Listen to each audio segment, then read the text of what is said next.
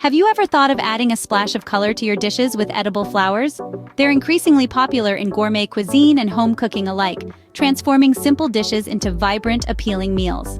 The world of edible flowers is vast and exciting, so let's dive in. You might wonder, which flowers are safe to eat? Well, let's start with nasturtiums, known for their peppery kick. They're a great addition to salads. Then there are pansies. These beauties offer a mild, minty flavor, perfect for garnishing desserts. And let's not forget marigolds. With their citrusy taste, they're a delightful surprise in any dish.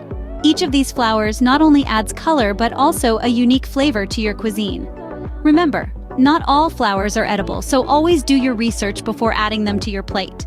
Now that we know what flowers to eat, how do we use them in our dishes? Well, edible flowers can add a pop of color and flavor to any meal. For instance, they're perfect for garnishing salads, providing a delightful contrast of color and taste.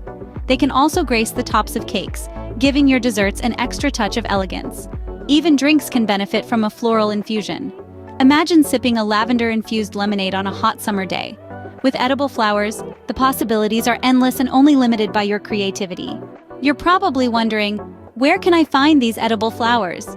Well, your own garden is a great start. Local farmers markets and specialty food stores also often carry a variety. When sourced responsibly and used correctly, edible flowers can be a fantastic addition to your culinary repertoire. Adding edible flowers to your dishes can turn your meals into works of art. Remember, we've explored various types of edible flowers, their unique uses in cuisine, and where to find them. Always remember to do your research before introducing any new flower into your cooking. It's all about adding color, flavor, and a personal touch.